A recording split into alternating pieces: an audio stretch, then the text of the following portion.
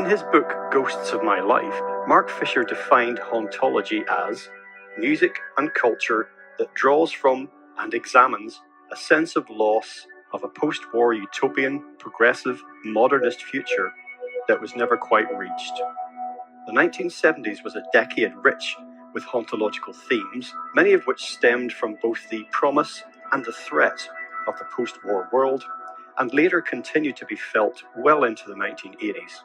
Many TV shows, movies, and books of the period, particularly the 1970s, are remembered and misremembered with near religious reverence, while cliques of contemporary artists and writers wander the corridors of the past in search of inspiration.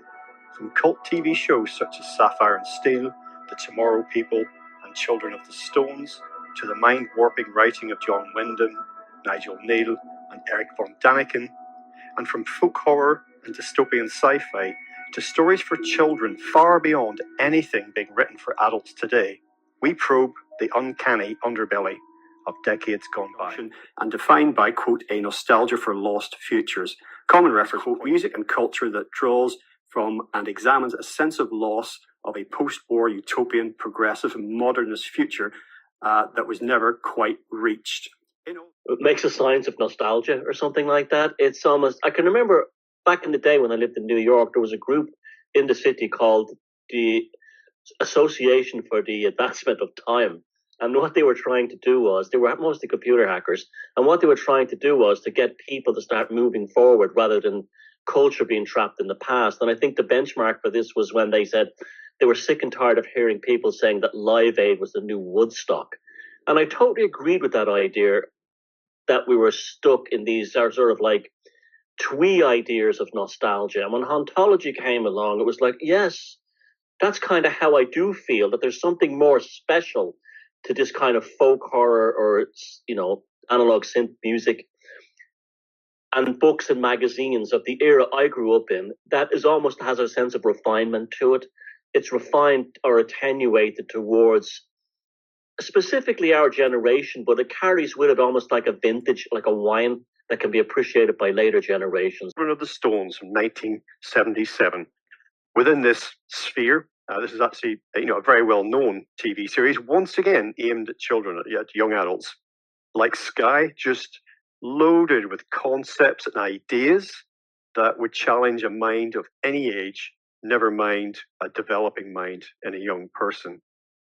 One of the most striking things about Children of the Stones, for me, is the use of sound, the really eerie voices, the eerie music, if you can even call it that opens each episode.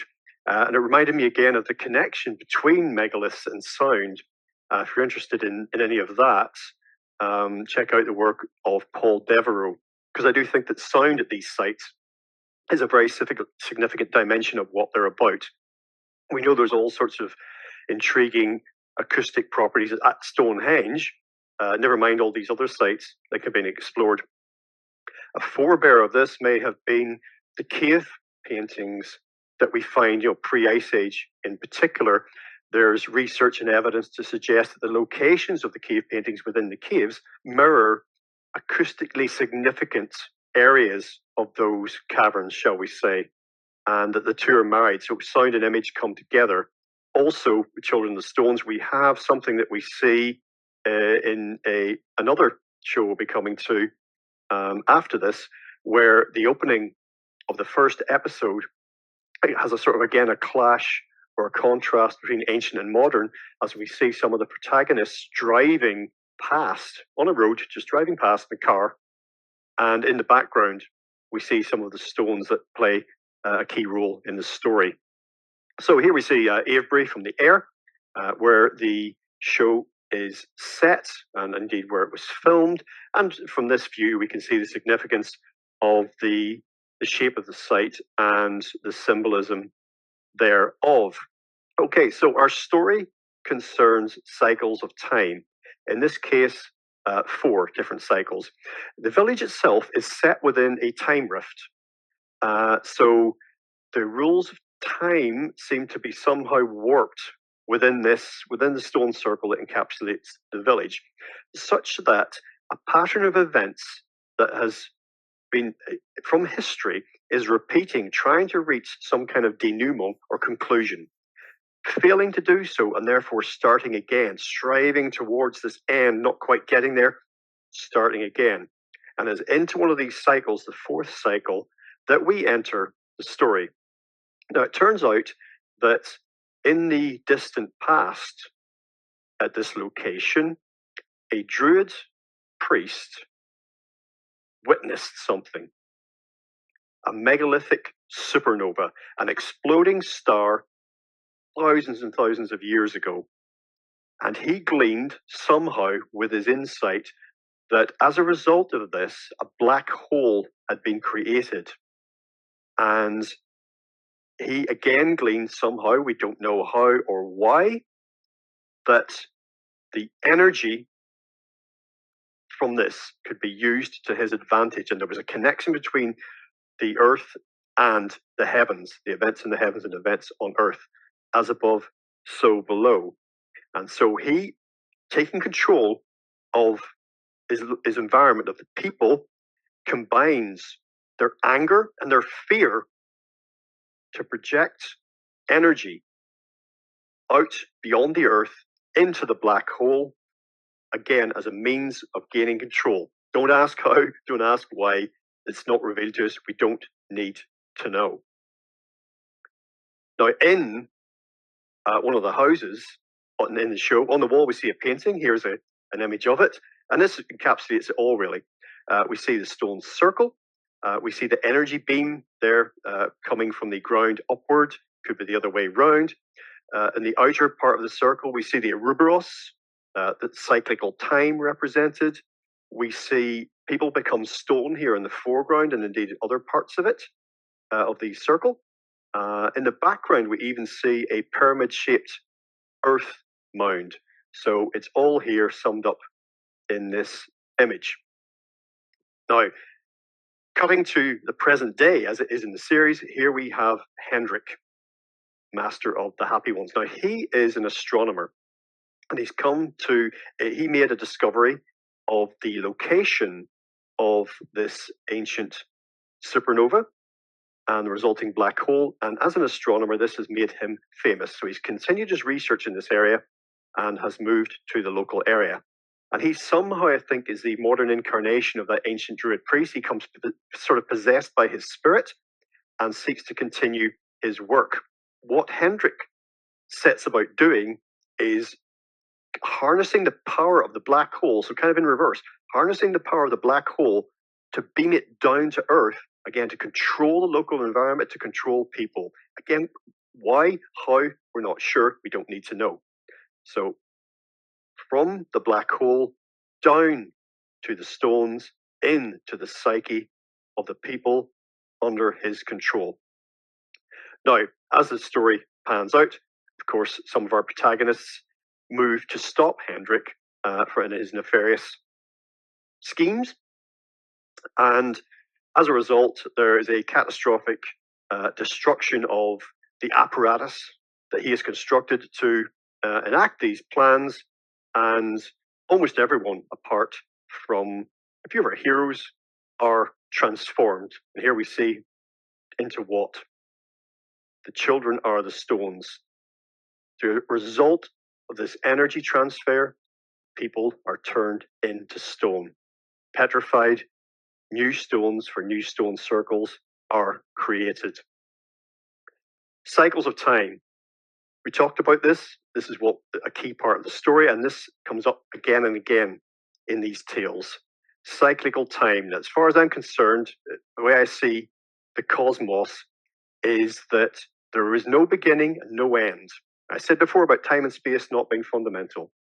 There is no limit in space or time to reality. Within that, there are, of course, cycles of time. Time and space are within a greater whole. Tell me, how did you become involved in the series Children of the Stones? I had a fairly long period out of work, and as far as I remember, my agent suddenly phoned up and said, "It's not an interview; it's a request. Would you like to do a children's series?" And I said, "Well, that'll depend on script." And so they sent the script, and I read them, and I thought, this is actually a cracking good story. And so basically I said, yes, I'd love to do it, and did it. I'll do it. But the main thing actually was just a cracking good script. Part of the reason why I fell for the script was the fact that it did touch on so many different things. I mean, where were we talking about? 25 years ago, mid-70s. The hippies had just sort of basically disappeared. But there was an element of that sort of relaxation. There was an element of pure science.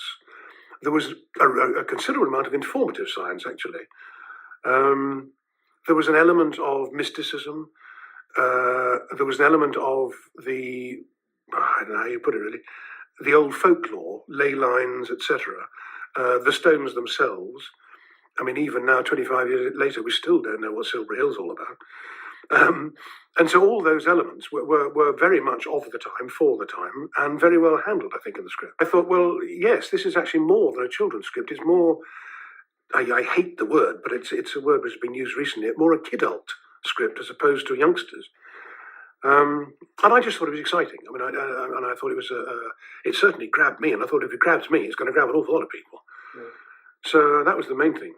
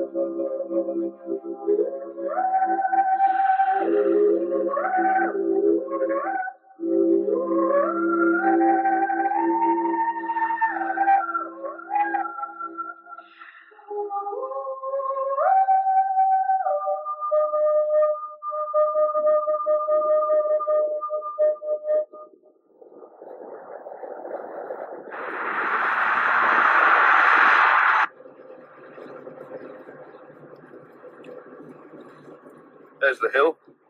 Pretty phantasmagorical. Pretty what? Pretty phantasmagorical. Phantasmagoria, a series of illusions or phantoms.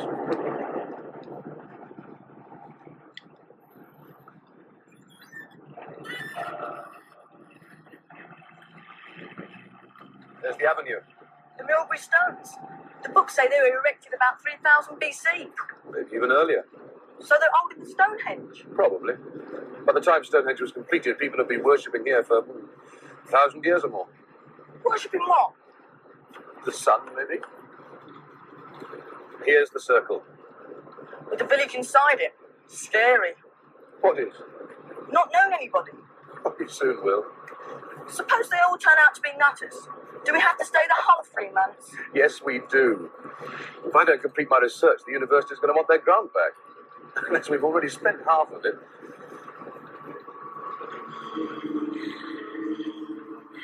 Dad, stop!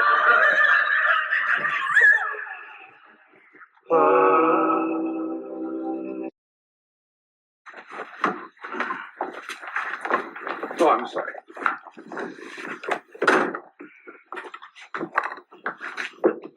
Magnetometer. No doubt. An instrument for measuring magnetic fields. Magnetic fields? Where are they? A magnetic field is a field of force that surrounds a magnet. Oh, got no magnets here. That's where you're wrong, Mrs. Crabtree. You've got at least 53. The stones, the standing stones. Each one a source of great magnetic power. The stones? I never heard that. How do you know? That's my job. The stones? Well, I never. So you've come to measure our stones? Well, I never. See if one of the locals recognizes it. Mrs. Crabtree, come and look at this.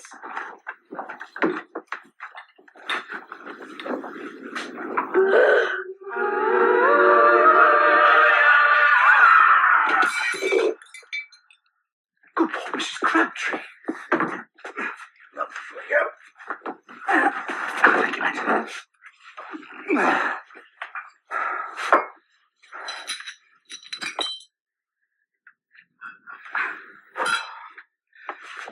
imagine that was just the effect the artist was after.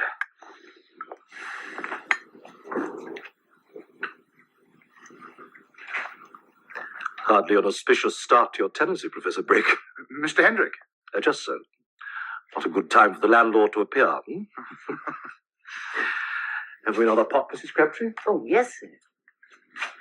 Well then, if you've quite recovered. A tea for 3, please, Mrs. Crabtree. And I rather think you could do with a cup yourself. Yes, sir.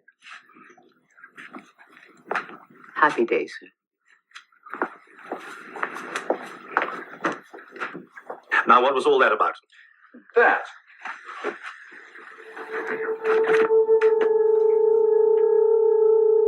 Where did you get this? My son found it in a junk shop. Your name, young man? Matthew Brake, sir. What made you buy it? I just knew I wanted it. It was about a year ago, before I knew I was coming here. Now I think it looks like the country round this village. There's the hill, and that will be the start of the avenue. Yes, there is a resemblance. Good groundwork on wood panel. When there's an inscription. Quod non... Quod non est, simulo, dissimulaque, quod est. Which means... Something like, I deny the existence of that which exists. Excellent. With or without help? With. I deny the existence of that which exists. Remarkably futile statement, don't you think? Like refusing to believe what one knows to be true.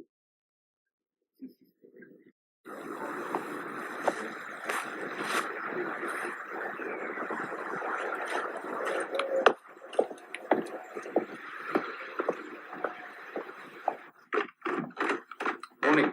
Oh, good morning. Oh, not happy day. Definitely not.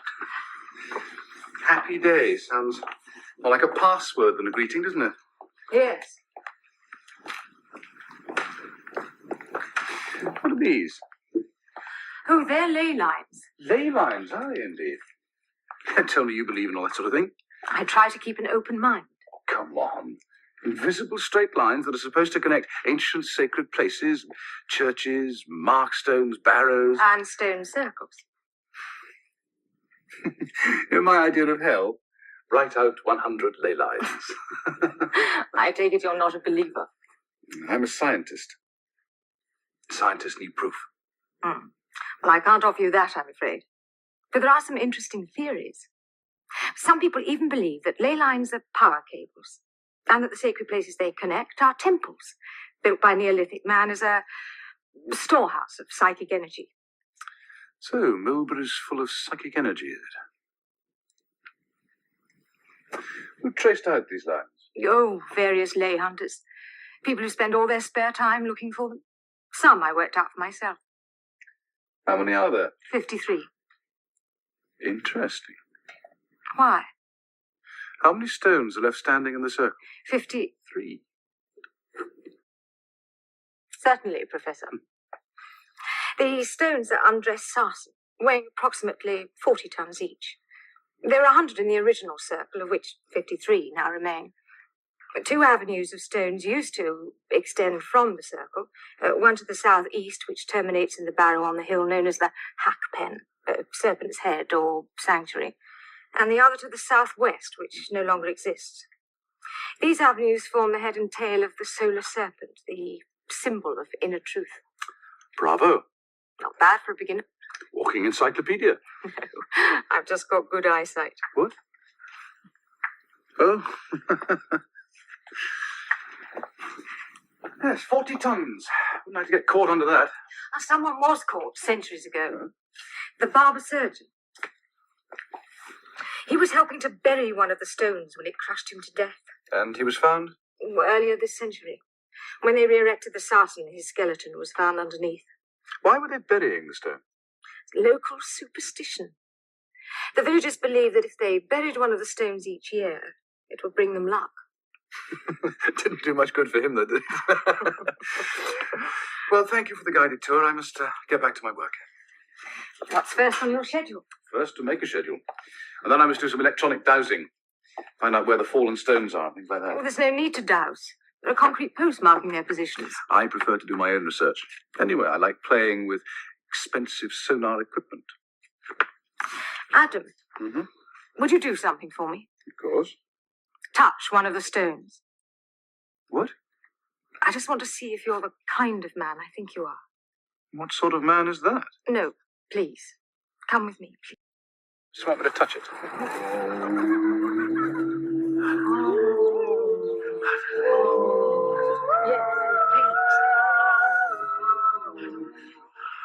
Yes,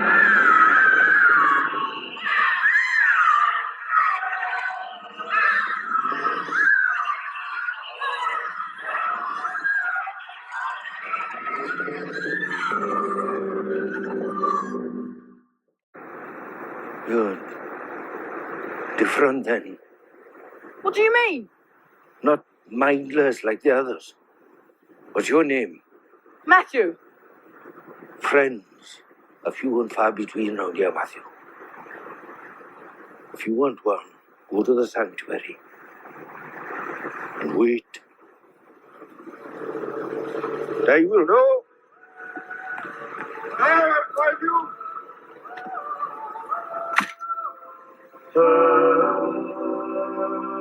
Adam? Adam? Adam? Oh, thank the gods you're all right. It was stupid of me. I had no idea the reaction would be so violent. Oh, look, here's some water. This isn't the time of day to be taking a bath. In that cupboard, you'll find a bottle of scotch and a glass. A large glass.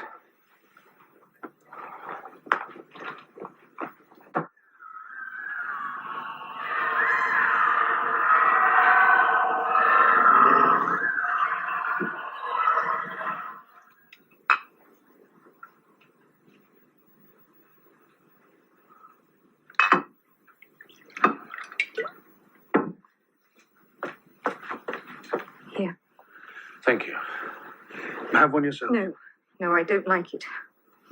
I hate to ask. What happened? You don't know.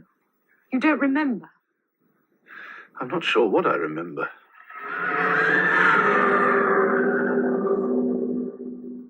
It was my fault. I took you out to the circle and asked you to touch a stone. To see if you're the kind of man I think you are. Yes. What did that mean? A man of sensitivity. I'm so confused. You're confused. Where's Matthew? On his way back from school, I should think. But sensitivity to what? Well, when I first came to Milbury to take over the museum, I read a fringe lunatic's book about the psychic force in standing stones. A force that only certain people, perceptives, I think the writer called them, could feel. Well, I touched that same stone, and I felt something, a shock. But nothing like the sort of shock you must have felt. But that wasn't psychic force. That was electromagnetic energy, a perfectly natural phenomenon. Well, even though you were earthed, and so was the stone. There must be some perfectly simple explanation. There is. For what? Psychic forces don't obey the same laws as electromagnetic ones. Come on, Margaret. There's nothing psychic about residual magnetism. You don't have to have special powers to receive a common or garden electric shock. Well, it was hardly common or garden. You flew through the air with the greatest of ease. Yes. There was certainly a great deal of energy there. I can't wait.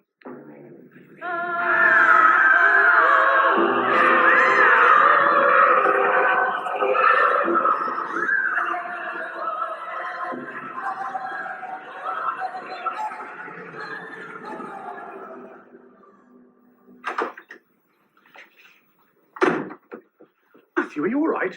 Are you hurt? No, Dad. I've just fell off my bike.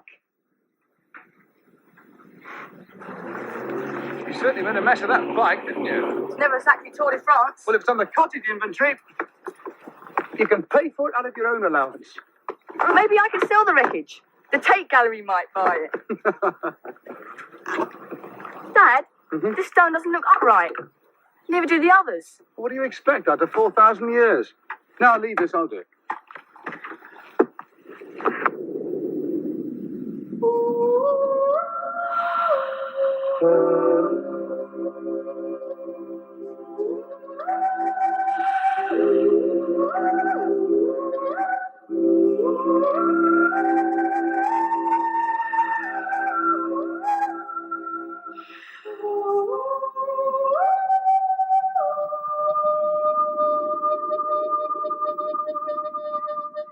Hey, give us a reading, will you?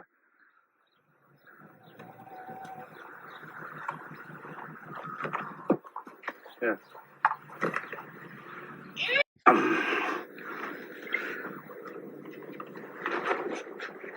Just for a day or two, mind. Thanks. There's so much to do before we leave. Leave. What do you mean? Leave the circle. Leave Milbury. Yes. Leave.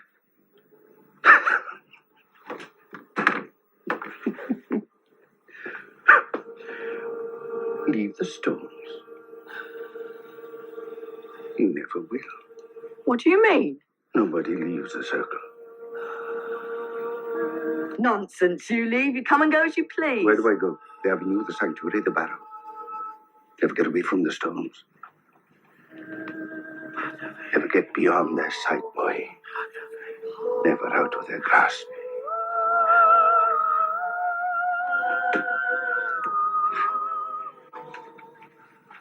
Nobody ever leaves the circle. Not until the day of release.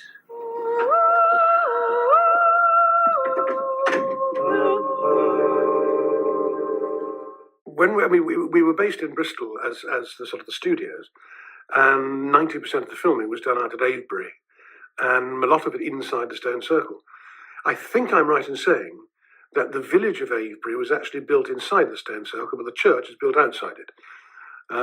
When we filmed there, it was a long hot summer, and various things happened. Not to me, but various things happened. One I remember, 3 or 4 of the crew, their watches went completely haywire inside the circle. No apparent reason, just went haywire.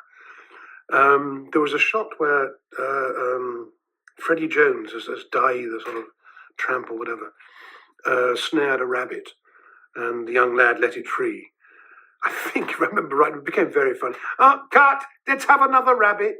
I mean, we went through about 7 or 8 rabbits on that one, because they just did run, and of course we just left in the body, couldn't catch them again. But I think the thing I remember most about filming inside the circle was, purely for dramatic and televisual terms, we had to put up 1 or 2 polystyrene stands to make the circle look a little bit more complete. And they looked absolutely wonderful. And we were sitting there inside the circle having lunch one day, leaning against one of these big proper stones, and some American tourists came round. And this elderly lady was walking around looking, and they said, "Wow, look, this isn't me, Hiram, look at this." And she pushed one of the stones, and it was a polystyrene one, and fell over. And she went into hysteria. She thought, this goddamn thing's been here for 4,000 years, and I pushed it over. And we just lay there crying with laughter, because she was quite convinced that she'd actually pushed a 4,000-year-old stone over. And the only other thing I remember was we used the village shop as a post office. And so, of course, fine. At the end of the day, the props guys came along to remove the post box and found a pile of postcards on the pavement. Tourists who genuinely believed it was a post office. To be fair, they did actually post them. But it was great fun. I mean, first of all, it's a lovely location. Secondly, there is an atmosphere, not spooky, but you are very much aware of the fact that you're sitting in the middle of something that was 4,000 years old, and we still don't really know why and how. Plus the fact that any sort of location like that in a long hot summer is glorious. Had it been pouring with rain, I think one's memories might have been quite different.